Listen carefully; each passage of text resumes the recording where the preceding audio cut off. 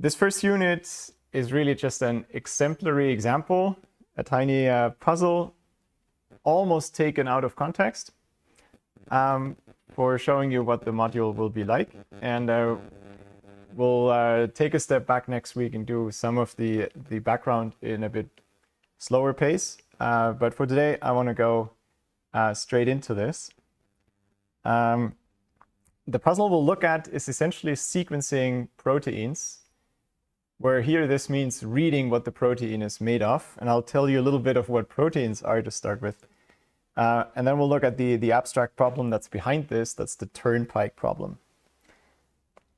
Okay, so what is protein sequencing? Well, for that, we should know what proteins are, I guess. Proteins is a whole class of biological molecules. And in a way, they're among the most interesting ones that we have.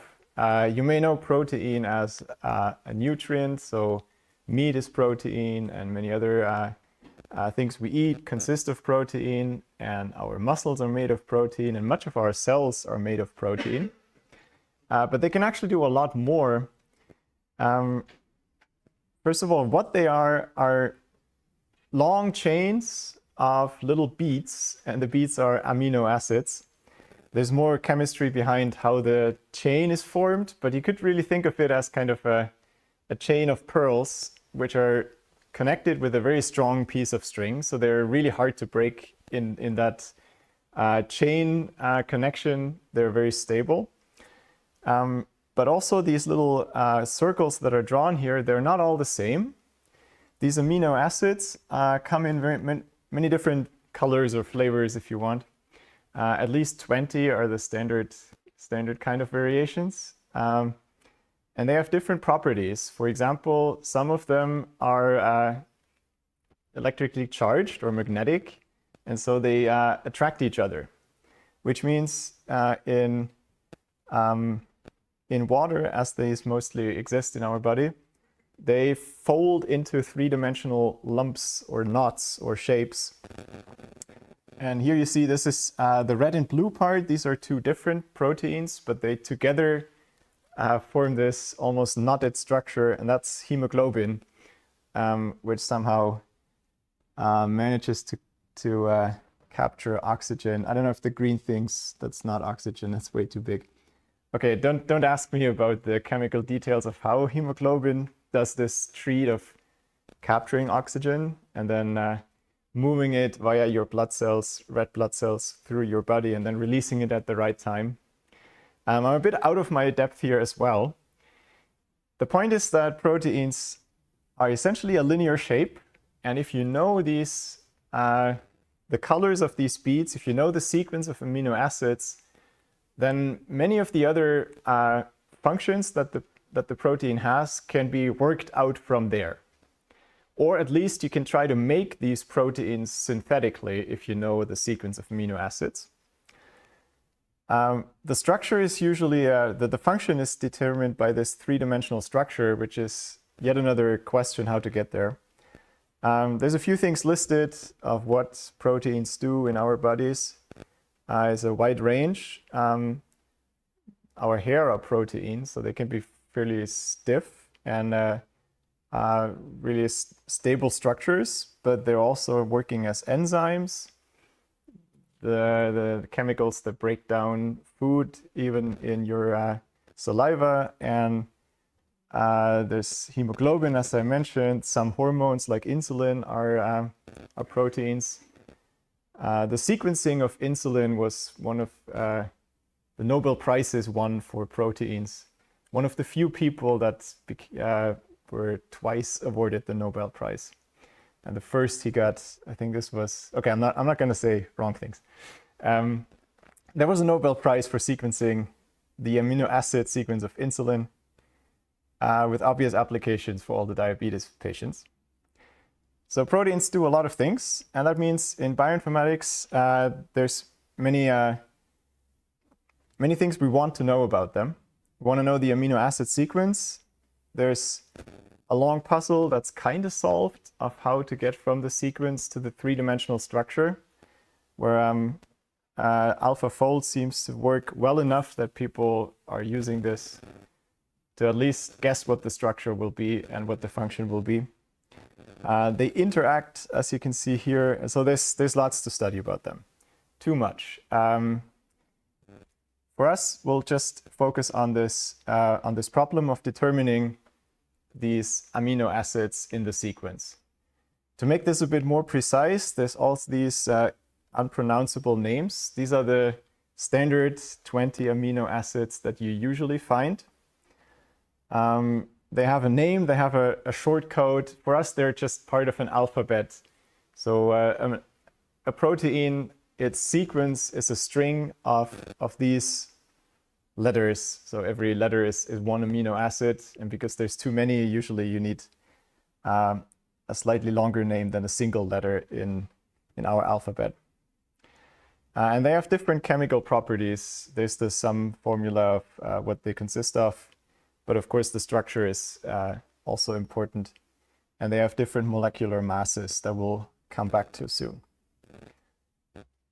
Okay, so much for proteins. The key question is, for this unit, if you're given such a molecule, you know somehow it exists in some cell, how do you get at the sequence of amino acids?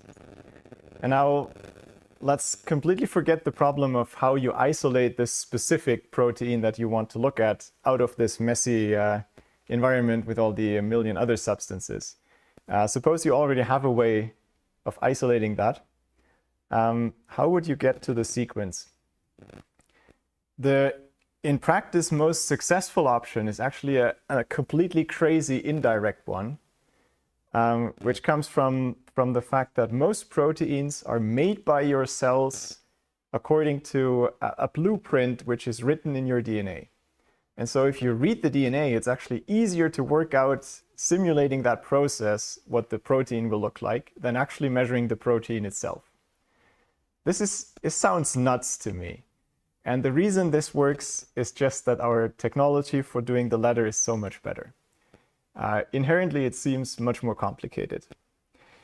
But there's some proteins where this also doesn't work. If you learn anything about biology, then it is that every rule is broken in some example.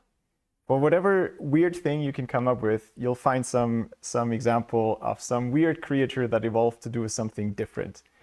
And for proteins, that also exists. There's some that are not made from genes. And maybe at least for these, or also because you want to do it more directly. There's also lab techniques for sequencing proteins if you just have the final product. And a very versatile one is mass spectrometry, where essentially you take the molecule, you break it into lots of pieces, and you try to measure how much they weigh, the different pieces. Let me try to play a little bit of this video. Now you're not going to hear much from it. That's the problem, because I couldn't get the sound really to work. Isotopes. And it's a bit not too bad, but okay. So you can watch the full version at some later point. So that's what these things look like. We don't need the history for this one. But let's look at the explanation of what this machine does, because I think it's useful to have a little bit of at least a sketched idea of what happens to appreciate what we need to do afterwards. Move electrons through the sample. So there's a little cathode ray tube. It produces all these electrons. What it's going to do is it's going to pull electrons away from the sample. And then as it does that, it's going to create a number of positive ions. And so we're going to ionize that sample inside here. Remember, it's still the sample, it's just ionized. It's lost its electrons. And so now we move to the mass analyzer. That's really only going to have two parts in it.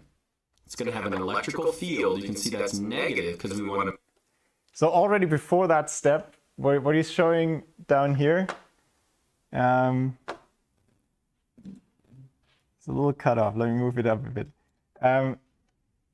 well, what you see down there in this box is already your protein, many copies of it, essentially broken into pieces in all possible ways. You have so many copies and you break it vigorously into many pieces that it essentially breaks at every possible position. That's going to be at least our abstraction. And then the chemical parts that are left over, they'll have protons in the nuclei of the atoms and they'll have electrons. And you try to, don't ask me how to do that in detail, you somehow get the electrons away with an electric field. So what's left are positively charged particles because they lost the electrons. And so that you use in what comes now. Move the ions into the mass analyzer, and then we're going to have a magnet. And what that magnet is going to do is it's going to bend the path of the ions. And so as we're bending the path of the ions, it's just like driving around a corner. If you're really heavy, it's harder for you to make a corner, let's say if you're in a big semi-truck. But if you're in a little motorcycle, it's easier to make it. And so this is where we're going to figure out the difference between the mass of those ions. And then finally, we have a detector. That detector is going to be made up of two things. We're going to have an electron multiplier, which is essentially a plate. As an electron hits it, it spawns more electrons, which hit the next plate, which spawns more electrons. And so we can really have a small amount of ions or anything hitting that plate, and we're going to get a signal. Now that signal has to be amplified, but eventually we can send that into a computer and we can look at the spectrum coming from those different masses. And so the first thing you have to do is you have to calibrate the machine. What does that mean? You're going to start sending ions through. Okay, so that ion didn't hit the detector. Why is that? It's because the magnet is turned up too high. And so we're going to have to lower the strength of that electromagnet. We run another ion. Okay, now the magnet's not quite strong enough. And so now we run another ion, another ion, another ion. Okay, so we've calibrated it, and so it seems like it's working well. Which of these would be heavier? Well, the ones that are heavier are going to be the ones that can't quite make the corner, and so they're going to end up out here, and then the lighter ions are going to end up right here. Now let's actually get to some sampling. And so this is what it's going to look like when we create a spectrum. We're going to have the different weights across the bottom, and then we're going to have the intensity. And so wherever the intensity is high, we're going to have peaks. That means we have a lot of ions that are with that specific atomic weight. And let's try chlorine. So we're going to put chlorine through here. Chlorine really only has two stable isotopes. It's going to have chlorine 35 and 37. So he's doing a much simpler example. It's a single element, not a whole protein. But it turns out even a single element is not just a single variety. They come in different isotopes. And so if you send this through, there'll be different peaks for the different amount of neutrons in the core. Really, there's different weights. Maybe that's enough of that. So you get this even for very simple chemical compounds. One thing to keep in mind is what you measure here is not actually the atomic weight of the particles. It's a ratio of charge and weight. That's one problem, because you can have ions that lose several electrons, then they have a larger charge, and so they're more influenced by the magnet. That's one of the things we're going to ignore entirely. And amazingly, you can do the same process with much larger molecules. You can still reliably break them into many, many pieces, and you'll get these huge number of peaks for all possible little parts in that molecule. That's basically what the lab technique can do for you. Take many copies, break them in all possible ways, and measure how much of these different parts you've got. Okay.